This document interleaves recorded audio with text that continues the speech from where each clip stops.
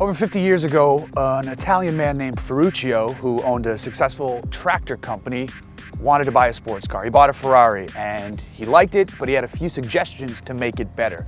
The owner of that car company was Enzo Ferrari, and he told that guy to shove it. So what did that man do? Well, he built his own cars. They're called Lamborghinis. That was Ferruccio Lamborghini. Now, on the 50th anniversary of the company itself, we're standing here with one of the greatest Lamborghinis of all time. This is the Lamborghini Aventador. There's a new king at the top of the Lamborghini family tree. We've loved the Murcielago for years. Now, though, the Aventador has arrived to take its place. The Gallardo is still kicking at the bottom of the tree, but this is the biggest, baddest Lambo you can get. It looks especially sinister in this matte finish paint, which is, by the way, a $14,000 optional extra. These headlamps are gorgeous. The daytime running lights look fantastic. Coming down the side, you've got these massive wheels with the huge carbon ceramic brakes poking out behind them, wrapped in Pirelli rubber. 19-inch front, 20-inch rear. The car is so low, it barely comes up to my waist. You've got, of course, since this is a big Lamborghini, the scissor doors, which look fantastic when you're pulling up to the curb. That's a showstopper. Coming around to the back, you've got the open glass engine. This is also an optional extra, but it allows you to see the heart of the car itself. Finally, you've got these wicked looking tail lamps that mimic the design of the front, and this spoiler rises up at speed. The whole look is aggressive, angular, supercar, super amazing. So what are we dealing with here exactly? Well, that is a 6.5 liter V12 engine. It makes 700 horsepower, a little over 500 pound-feet of torque, and it can propel this rocket ship from 0 to 62 miles an hour in 2.9 seconds.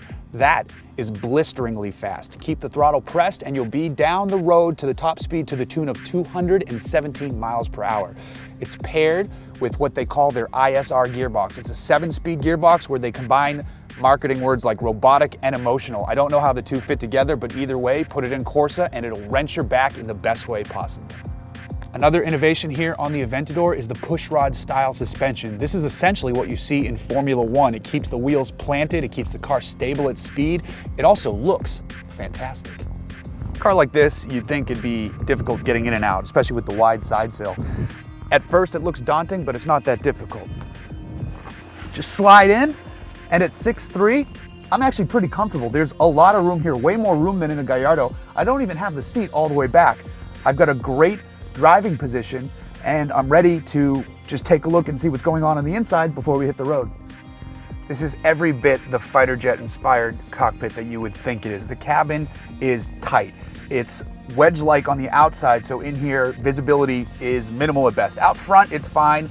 Out back and to the sides, it's a whole different ballgame. But we've got parking sensors, we've got a rear view camera, so that helps a lot with close quarters maneuvering. But back to the look ahead, the steering wheel feels excellent in my hands. I can adjust it as much as I want. This center stack is angled perfectly for monitoring climate control and navigation and the audio system. But here, right in front of me, I've got this amazing TFT gauge. It's not an analog gauge, it's a screen like you would find in a modern jet or fighter jet or anything else that demands attention and needs visibility for the driver. It's so bright, it looks so clean, and it reacts wonderfully as you press the throttle with the engine there behind you. So what's it like to actually drive one of these things? Well, it's the closest that I'll ever get to piloting a fighter jet. It is absolutely wild. I like to put the transmission into full manual Corsa mode, which is the most aggressive shift language, and then just pop it down a gear, and then that happens. It's wild. The engine is ferocious sounding. The noise it makes is right behind your ears. It sounds so good. You just can't get enough of it. This is an Aventador drug, and I am officially addicted. Besides the power though, this thing actually handles fantastically. Yes, it's heavy, but the weight is translated very well through the big tires, the massive brakes, and the pushrod suspension. And I mean, it's heavy in terms of, you know, the average two-seater, but for supercars, it's not that heavy. Plus, it's surrounded by a carbon fiber monocoque. We're in a one-piece carbon fiber tub right now, and that part only weighs a little less than 350 pounds, which is amazing.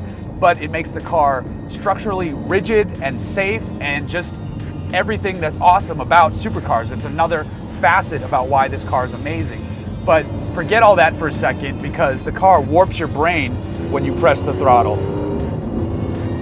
Obviously, all of this doesn't come cheap. The base price for a Lamborghini Aventador is $401,200. I'm gonna let that sink in for a moment. $401,200. But if you're shopping in this segment, numbers don't matter.